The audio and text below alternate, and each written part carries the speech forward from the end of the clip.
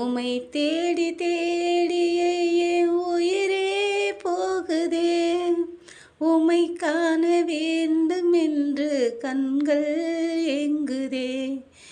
என் இதயம் வாடுதே.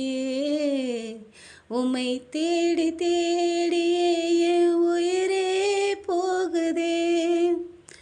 அன்னை மரியம் அடியினில் பிறந்தார், அன்பு மகனை போல வளர்ந்தார். அன்னை மரியம் அடியினில் பிறந்தார், அன்பு மகனை போல வளர்ந்தார். போதகத்தை சொல்லிக் கொண்டே போதகரே இங்கே சென்றார். போதகத்தை சொல்லிக் கொண்டே போதகரே இங்கே சென்றார். பாலகனாய் மண்ணில் வந்தார், பரிசுத்தரே எங்கே சென்றார். பாலகனாய் மண்ணில் வந்தார், பரிசுத்தரே எங்கே சென்றார். சொந்த பந்தம் யாரும் இல்லை, சொத்து சுகம் ஏதும் இல்லை. சொந்த பந்தம் யாரும் இல்லை, சொத்து சுகம் ஏதும் இல்லை.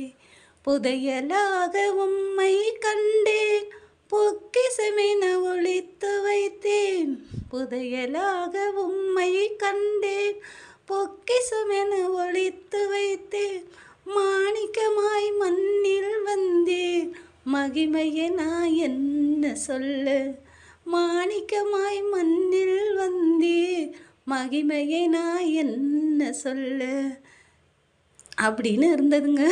ஆமாங்க, இப்படி தான் மனுஷங்களை தேடினீங்கன்னு வச்சுக்கோங்களேன், அதுக்கு கிடைக்க மாட்டாங்க.